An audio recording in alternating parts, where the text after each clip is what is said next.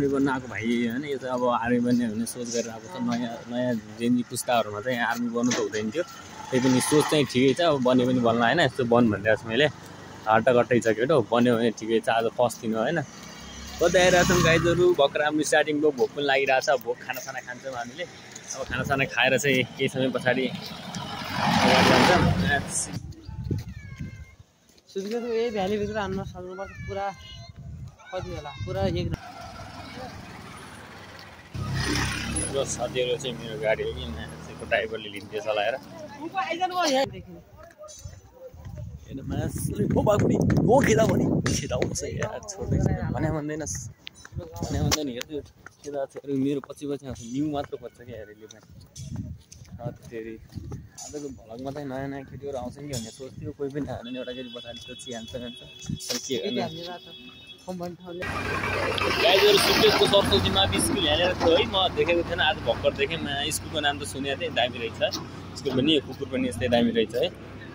अनि यहाँका मान्छे अन्डीहरु चकचक रहेछन्। त्यसको त होला 24-25 वर्ष साथीहरु आज चाहिँ हामी फाइनली अब पुग्न लागिसक्यौँ। अब नास्ता खानेछौँ है। नास्ता खानको लागि रेडी भइसकेका छौँ। अब नास्ता खानको लागि भोक पनि लागिसक्यो। यसलाई कुर्दा हेर्नुहोस् पुलिस त्यस्तै हो आर्मी हुने भन्छ। अब भयो भने ठिकै छ भन भने केही छैन। नेक्स्ट टाइम अब हाम्रो भेट हुने भने अब कहिले हो हैन। अब भिजा बनाउँछ केटोले भिजा बनाइसकेपछि सँगै गएपछि होला नत्र होइन। इन्डिया जाने भन्छ म अब म इन्डिया हो उ चाहिँ इन्डिया अरे। अब इन्डिया त त्यस्तै हो कि कमाइहाल्छ यसले 1-2 लाख रुपियाँ एकैचोटि महिनाको 3 लाख हुन्न 4-5 लाख कमाइन्छ होला। अब काम दुःख त हुन्छ होला हैन। जान लाग्छु म पनि। अहिले त कसैले आउने विचार छन् कृषि विकास निर्देशनालय यही नै रहेको छ। यदि लोकेसन चाहियो भने मलाई सम्पर्क गर्न सक्नुहुन्छ हजुरहरूले। म पनि एउटा यहाँको उनी हो कार्यकर्ता नै हो। साथीहरु भूकम्प मापन केन्द्रलाई के भन्छ थाहा छ? भूकम्प नाप्ने यन्त्रलाई के भनिन्छ? यो यहाँबाट भूकम्प नाप्ने गरिन्छ। भूकम्प के छ भन्ने कुरा सबै कुरा यो हाम्रो यो कार्यालयबाट देखाइन्छ हैन। यस्तै जोडी भइदै गयो म पनि के गर्थे भोलि गएर एउटा सबैबाट राम्रो भविष्यमा एउटा राम्रो कपाल भएर देखाउने होला है।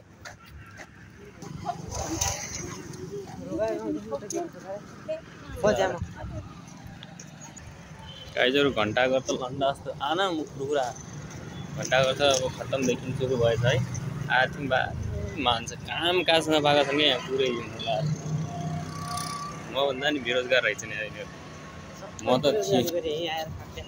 त थिएँ यी झन् 1 नम्बरको बेरोजगारहरू घण्टाघरकै बच्चाहरू हेर्नु त टन्नै छन् कि यहाँ हरेक चोकमा बसेका यी के भन्ने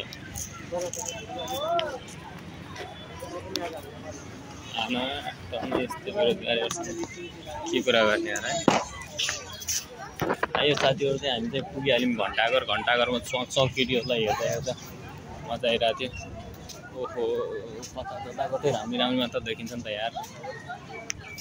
म त यस्तै हो कि केटी देख्यो भने केटाहरू देख्यो भने टन्नै मजा आउँछ मलाई पनि डल्लै मजा आउँछ। यत्रो छ यो घण्टाघर के गर हाम्रो केटाहरू पनि टन्नै छैन हैन। अब हामी हिजो देखाएकै पटाखी गर्ने हेर्नु न यस्तो बेरोजगारी यत्रो आम्बाको पैसा थोरै बताइदिएको भए कस्तो मजा हुन्थ्यो होला। यसरी आएर छोरा खिच्नु भन्दा होइन उसको घरमा बसेर मेरो जस्तो अलिकति पढ्ने होइन। म पनि जुवा नै हो यस्तो अलिकति पढेको भए सजिलो हुन्थ्यो भन्ने कुरा नै हो। आफू पढ्दैन अरूलाई भनेर के गर्ने होइन। यहाँहरू जस्तै बेरोजगारीहरू पर्छ कि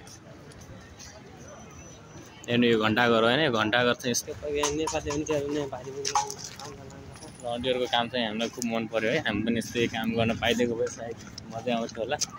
तर के गर्नु यो पनि अल्छी छ म पनि अल्छी हो। म बेरोजगारी अरु हाम्रो सरको आइडीमा सब्स्क्राइब गरिदिनु होला 1 लाइक गरिदिनु होला शेयर गरिदिनु होला। के त अन्डी चटपटे बनाउनुहुन्छ? ल हामीलाई बनाइदिनु पर्यो त है।